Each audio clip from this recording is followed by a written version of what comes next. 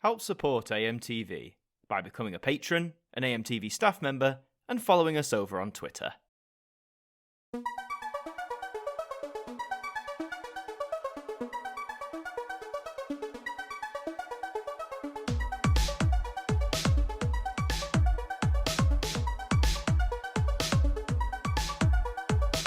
Hello, and welcome to the Ident Review Extra, the spin-off show that takes a look at one individual ident each episode and gives it the review it deserves. And this time around, we're embarking on a journey through the rhythm and movement idents that represented BBC One between 2002 and 2006. We head over to Pebble Mill in Birmingham to take a look at Tumbler.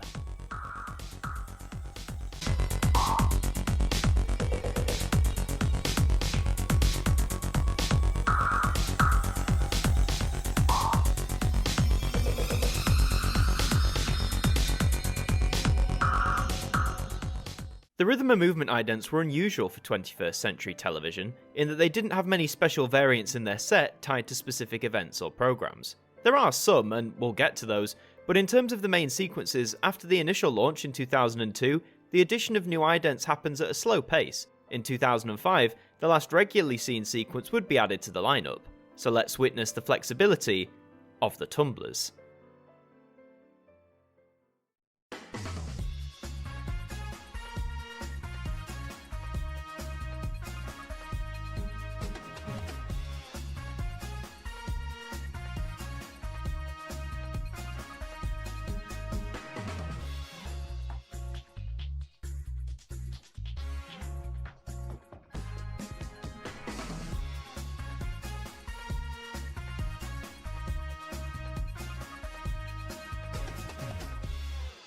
If I'm honest, I've got mixed feelings on this one.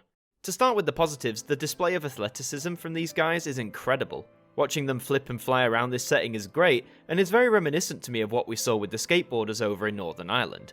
The camera is constantly moving, which creates a good sense of motion and flow, and the colour red remains present to keep a sense of familiarity with the set at large. It was also filmed at Pebble Mill Studios, once a key hub for the Beeb, though it has since been demolished. However, I do have some criticism of Tumbler, the key one I want to address being the music.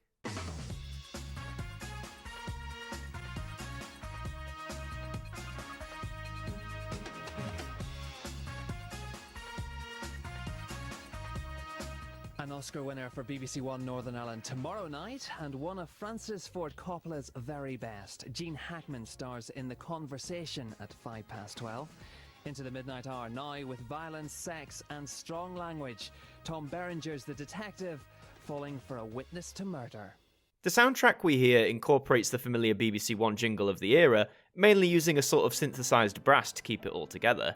Whilst on a base level it fits with the visuals that we see, the music, to me at least, sounds rather abrasive and a bit unfeeling in terms of how harsh it is.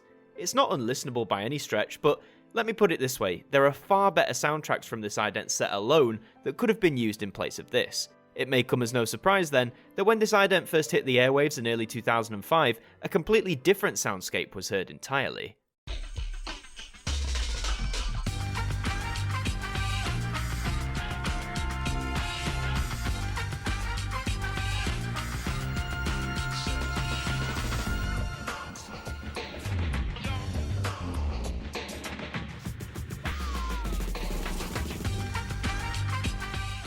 Now, doesn't that sound a whole lot better? This more urban hip-hop sounding beat was the initial soundtrack for Tumbler, and was indeed heard on the ident's first broadcast. However, due to a copyright dispute regarding the track, after just 24 hours, Tumbler was given a new piece of music, which is what we heard earlier.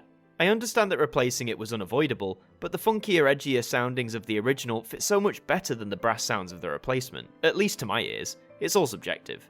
Oddly though, the original music was heard for the remainder of the rhythm and movement set's life, though only if you were watching BBC One Scotland. As idents go, I enjoy Tumbler in the same way I enjoy several sequences from this set. It demonstrates people showing off their talents and skills in a very appealing and exciting way, though I feel compared to something like Skateboarders or even Tap Dogs, it's just missing that little bit of extra that makes it magic. The revamped soundtrack definitely hinders this one for me, and having debuted in 2005, it barely got much time to cement itself amongst its peers, many of which had first been introduced back in 2002. So whilst it may not be my favourite, I'm sure there's some of you who adore it, and if there's one thing we can't dispute, it's the tumbling itself. Another great rhythmical showcase, of what this ident set was all about. And so that brings us to the end of another episode of the Ident Review Extra. If you enjoyed this look back at Tumbler, then please leave a like, comment your thoughts below, and subscribe to the channel for lots more ident related content. I've been Adam Martyn from AMTV, thank you for joining me, and I'll see you next time. Thank you to our patrons for helping to support the show, and a special thank you to Macra, Hooks Media, Ben Freeman, Ethan Carberry-Holt, Bruce Danton, The Broken Kitsumanoid, and Francine Salazar, our AMTV staff members.